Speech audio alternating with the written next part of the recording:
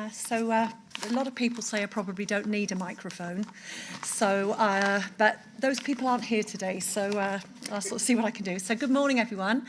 My name's Kate Giles. I'd like to thank the SLL, CLL Support Association, and also to Neil for inviting me to talk to you about my journey, really, with small lymphocytic lymphoma.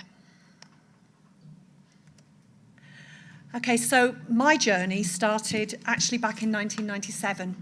I was shopping for wedding dresses and I was standing in Capitol Brides in the centre of town, and I realised I had a lump on the side of my neck. But it didn't hurt, so it was quite strange. And then I had my son in September 2003, and I attributed the exhaustion that I felt to being a new mum. My night sweats to losing the fluid I'd gained in pregnancy, and believe me, I gained a lot of fluid in pregnancy, and the general malaise to breastfeeding a very greedy baby. One morning, just before Christmas, I woke up and I had a bruise the size of a dinner plate on my calf. It was just there. And as the day went on, I got more and more bruises, and I did the glass test and the bruises didn't go away. And so I convinced myself, 15-week-old baby, I had meningitis and I'd given meningitis to the baby. So we went to the out-of-hours GP. I should say it was snowing actually. It was about 4 or 5 days before Christmas. And so we went to the out-of-hours GP, which was in the middle of nowhere. And the doctor that we saw sort of pulled my tongue half out my mouth, looked down my throat and said, "Oh, just go and get some bloods done in the morning." And my husband at the time said to me, "Well, to be honest, that doesn't feel right to me." So we went down to the Gwent. And we sat there for 2.5 hours. It was the Sunday before Christmas. And we sat there for 2.5 hours waiting for some blood test results to come back. And then they came back in and they said, "We need to have a little chat." And they said, "Well, don't worry, you haven't got meningitis." So I thought, "Oh, well, that's good, the baby's fine." They said, "But you've either got an idiopathic condition called ITP, or you've got leukemia." And I said, I laughed because I realised that the baby was all right. At that time, my platelet count was 3. And they admitted me in overnight. Now, the baby wouldn't take a bottle, so he had to stay in B6 North, I think it was at the time. Is that right? Still B6 North? In B6 North. So he came in with me, and they did a bone marrow biopsy the next day, and then came back and said it wasn't leukemia. But they treated me, because my baby wouldn't take a bottle, they treated me with intravenous immunoglobulin.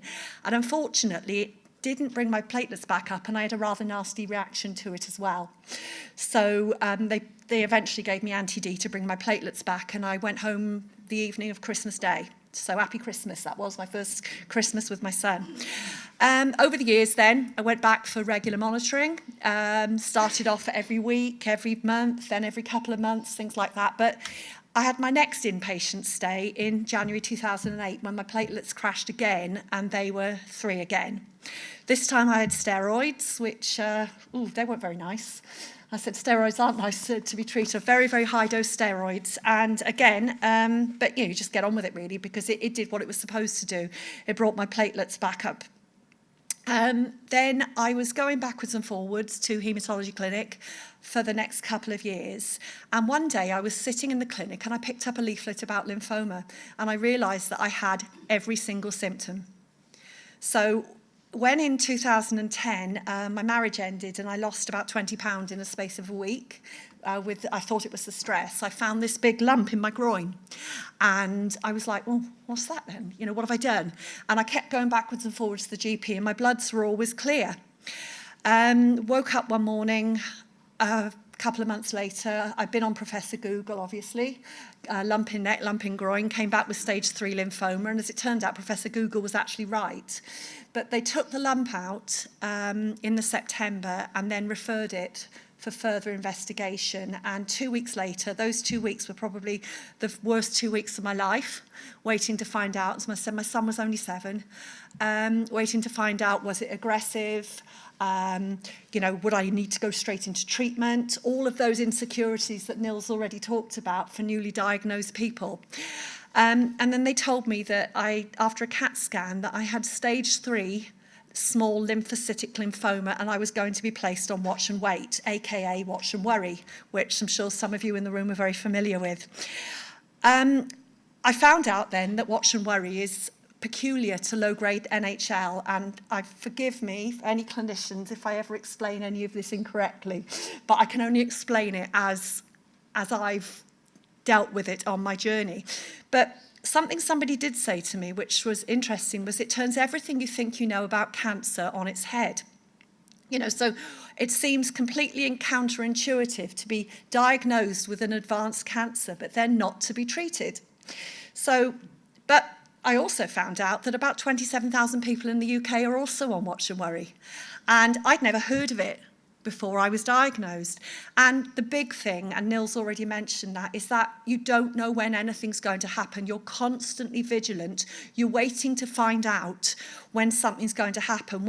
Am I going to have to go into treatment immediately? All those sort of things. And I remember one morning, it was about a month after diagnosis, I got up and I had a shower, and it felt like the lumps in my armpits had got a lot bigger. And I caved completely. And this very nice lady, Tracy, sitting over there, I went in to see my consultant, and I had a meltdown in my consultant's office. And they said, no, you're okay. Things haven't moved. It was just my head making things out to be something that they weren't. And basically, Tracy suggested that I would be a good candidate to go to the newly formed cancer psychology unit in an Iron Bevan Health Board. And so I was referred there, and I went there for 12 years. And I sometimes often as every 6 weeks, sometimes a bit longer. But I have to say that was become such a huge part of my coping strategy. It made such a difference to me. And so currently I'm on 6 monthly checks. But I put the sword of Damocles in there because ultimately, I have to say, until I learned to roll with this, that's how I felt. I felt that I had this sort of death threat, if you like, hanging over my head. And the worst part is not knowing when something's going to change. I can only imagine that for people in watch and wait, we probably feel like someone who's gone into remission because you're constantly waiting for something to go wrong. Now, took me ages to understand why I wasn't being treated. I looked into it, I asked people, and eventually it was a cancer nurse specialist explained it to me. So with apologies to Neil if I get this wrong, as ultimately the decision to treat is all about risk. So if you're like me and you are otherwise fairly healthy, the tumour burden is quite low.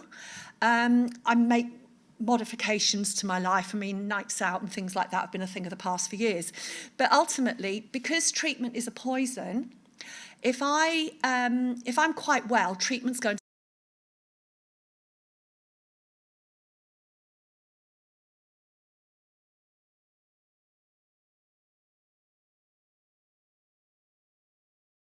to make me ill, therefore the risk is high. Whereas if the tumour burden is making me quite unwell, then the risk is lower because the treatment is there to alleviate the symptoms, is to ease the tumour burden. There was something, I think, Neil, you had on an earlier slide that said about indolent means incurable as well. You can't entirely eradicate it. So as I understood it, you save it for when you really need it. But it took me a long time to get to that point. And equally, somebody also said to me when I was newly diagnosed, you're never going to have a cold again. The second that you start to feel a bit unwell, it's like, oh my goodness, am I going to have to start treatment now? You know, it's all of those things, isn't it? And you're constantly waiting for something to happen. And I use the analogy that as far as blood cancer is concerned, we're winning the war, but we're losing the peace. Now, the war is all these incredible treatments that they're coming up with, but the peace is the psychological needs of people like us, yeah? Because I think there's a mental health time bomb that's waiting to happen, and I was just so lucky that in an Iron Bevan Health Board, I had the opportunity to see a clinical psychologist in the cancer unit. So I was diagnosed, started seeing a psychologist, and then it's sort of like, it's almost like life BC before cancer and then like life after cancer. So I think the biggest challenge for me was that when I was diagnosed, I didn't know anybody like me. So can I just say it's fantastic to be in a room with my peers because you all get it, you all know how I feel. I had to find out a lot of it for myself. So there's a couple of things I did that I found really, really useful. I went online, social media. There's a fantastic Facebook non-Hodgkin's lymphoma support group. I can signpost anybody to that if you'd like to find it. Lymphoma Action used to do face-to-face support groups. It was a cracking one in Cardiff, but obviously the pandemic has kind of put paid for this. I am a volunteer ambassador for Blood Cancer UK. I've done quite a few things for them, speaking at events, that's bucket collections, things like that. I'm also a Maggie's champion, so I volunteer for Maggie's centres. I have spoken at events before. I've also been on TV a couple of times, but I don't like being filmed, John. I told you that this morning. I've also gave a speech about the need for psychological support for cancer patients at the Houses of Parliament. When I was about a couple of years after I was diagnosed and I first started doing some work with Blood Cancer UK, they asked me to write a blog. And my blog was called Diary of a Fake Cancer Patient. And the reason it was called that was because everybody said, well, you've got an advanced cancer, so why aren't you being treated? And I'm like, well, there's a reason for that. It's all about risk. But they said, you look far too well to have cancer. That's the other one I get. I'd be a very rich girl if I'd had £1 for every time somebody had said that to me. But what I also do is a lot of signposting to people. You know, if I meet somebody in the street and they're talking to me about their cancer journey, or they've just been diagnosed. I heard somebody in a shop one day say that her sister had been diagnosed. So I went out the changing room and I said, look, I couldn't help. I did get dressed first. And I said, but I couldn't help but hear what you were saying. Can I help? I said, I'm a blood cancer patient too, and she's become a very, very close friend now. So, you know, I try to do what I can, and these are some of the charities that I work with. I'm very pleased to say that sitting over here, this lady in the black top with the lovely white polka dots there, it's Ria Sankovic. Ria is the regional fundraising manager for Wales and the South West for Blood Cancer UK. I work with Ria as a volunteer. And as I said, I also work with Maggie's centres. I do things like Pretty Muddy and Relay for Life every year for cancer research. Remission Possible, the button. If you haven't heard of that, it is a locally based charity in Torvine. It was started by a young lady called Emily Clark, who died at the age of 18, 7 years ago, of Burkitt's lymphoma. And she started Remission Possible to get people to sign up to the bone marrow register. Her mum and her family carry on her work as part of her legacy. So, you know, there's some really good support available. Obviously, CLL support, Leukemia Care, Lymphoma Action. I just want to make you aware that there is plenty of stuff out there. I also do fundraising. So I've done various events for charity. Dry months are the ones that kill me. That's, you know, there's the no wine in January and things like that. I am a relayer for life. I've done a lot of charity walks. I've always done things like that for breast cancer charities and things like that. I've always done that. Pretty Muddy's one of my favourites because, hey, who doesn't love jumping around in muddy obstacles? It's great fun. I've done the New Year's Day dip, pre-pandemic, a couple of times in Barry. The zip wire was a bit stupid. I'd been scrolling and drinking and I signed up to do a zip wire off Newport Transporter Bridge one day, and I'm terrified of heights.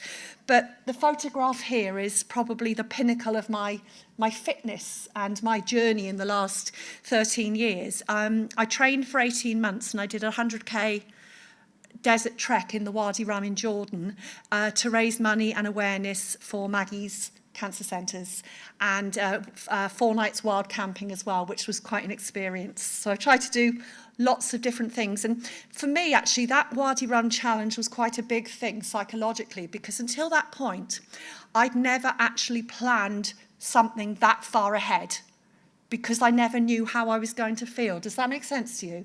You just never know how you're going to feel.